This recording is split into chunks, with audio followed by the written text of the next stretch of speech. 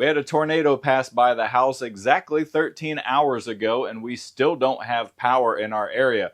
We have over 8,000 people in our city without power. They've been working the whole time to try and get it restored.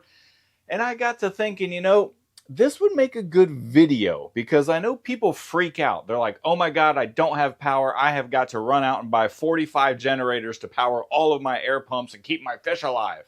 Well, let's take a look at my fish. Let's start with the 45-gallon grow-out tank here. There are some flagfish in there, and you're probably only going to see a silhouette. But if I can get the camera to focus, you see that flagfishy back there? Right in the middle of your screen? He's chilling. He's not up at the surface gasping for air. Nobody is up at the surface gasping for air. Our snail tank is below there. Now, snails are always up there eating biofilm, so don't, really let that skew your judgment. But you can see that most of them are still down there eating that food that I put in there last night. So they're okay. Oh my God, Steve, see? Look at all the fish are up at the top of the water there. Oh my God, they need oxygen. No, they don't, guys. These are white cloud mountain minnows, and they are surface swimming fish. They like the flow. They're actually looking for the flow, which comes out of here. Boy, cameras really don't like to focus when they don't have any background light. Okay, moving down a rack. You're barely going to be able to see this, but here we have our guppy tank. This is the 22-gallon bookshelf. Man, the camera don't want to focus. All right, this is the best image I can get of them, but you see they are not near the surface at all. They're swimming around in the water column like they normally do. All of the shrimp in the tank below are still at the bottom. They're not up at the surface gasping for air. See, nobody at the surface. The subscriber-built aquarium, same thing. Everybody's happy. If I can find them, there. You see a shrimpy down there? Everybody's happy. The no-filter fish bowl, everybody's happy in the middle there. You can't see that at all with the reflection. And finally, the two tanks in the living room here. We've got, this is Dragon Valley 1. And moving down Dragon Valley 2.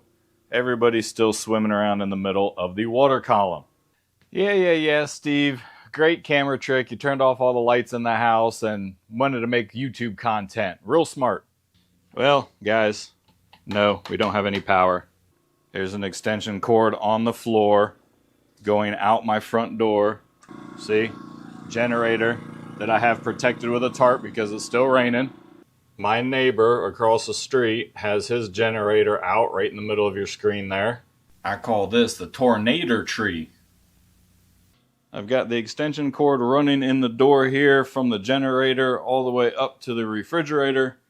Got the fridge plugged in so that, our food stays cold. No power. No power.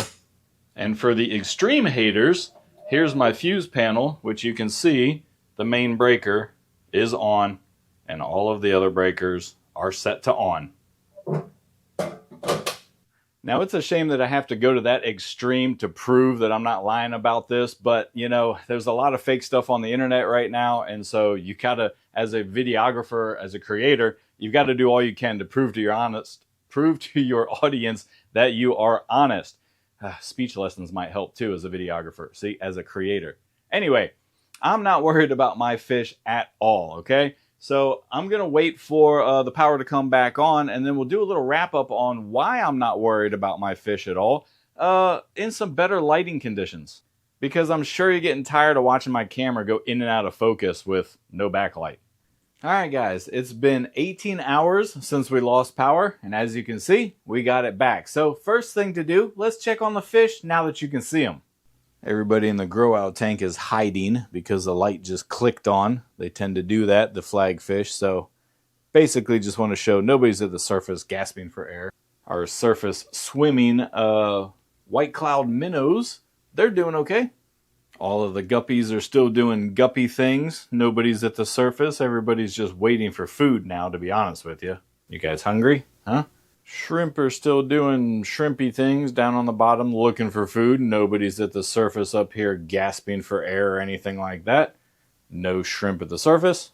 Your subscriber-built tank has CPDs in it, so, well, they just never come out regardless of the situation. Everybody's happy in the crayfish tank that I'm about to rebuild and you guys don't know anything about. The chili rasboras have lost their chili red color, but that's just because the light kicked on. They always get scared. They're okay though. You see they're not at the surface. Cories, snails, and shrimp are all good in this aquarium here. Everybody's still on the bottom here of Dragon Valley 1.0, including the fish. And down here in Dragon Valley 2.0, our guys doing just fine, the green rasboras, waiting to be fed. Shrimp, well, they're always eating. So, I just realized that I have no way to prove to you it's been 18 hours because I didn't take like a timestamp at 4 in the morning yesterday when the tornado went through because I wasn't thinking about this video. And I didn't take a timestamp when we started this video, but I think I've proved my point in other aspects of this video that it's real, so you're just going to have to trust me that it's been 18 hours. Now, why was I not worried about my fish? Well, I'm living in a temperate environment and it's summertime, so while my tanks may warm up a little bit, I don't have heaters or anything in my tanks, and I don't keep fish that require 85 degrees or anything like that. All of my tanks sit at 68 degrees, maybe 70 degrees, and my fish do well, as you guys have seen if you follow the channel and have been from the beginning. Now, before you get down in the comments and say, but Steve, I live in a northern state, and if it was January and it was a blizzard and we lost power because of the blizzard, and all of my tanks got down to 40 degrees, all of my fish would freeze and die. Well, to that I say, if your fish tanks get down to 40 degrees due to a natural disaster, I hate to say it, while we love our animals, that's probably the least of your worries at that point if your house is at 40 degrees for an extended period of time.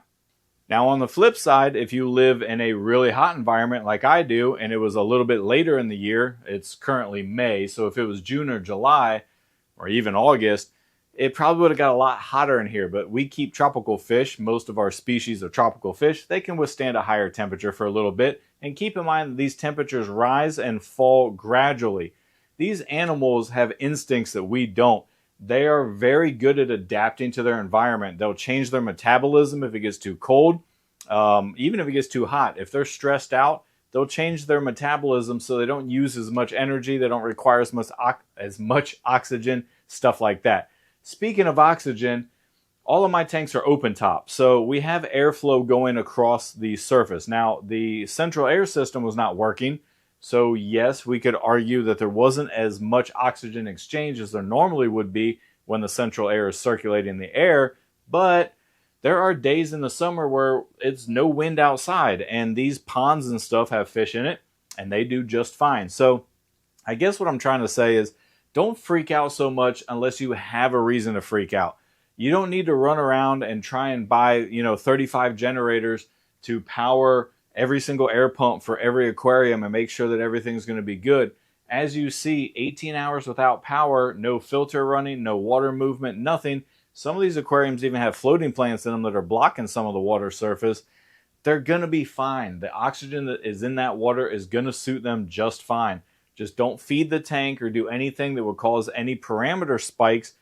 I think in this hobby, because we care about our animals so much, that we get people that go way over to one side or the other extreme.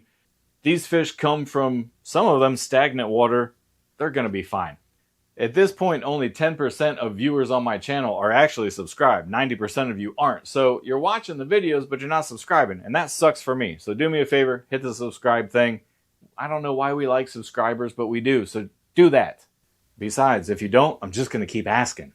Alright guys, that's going to do it for this little spontaneous video, I guess.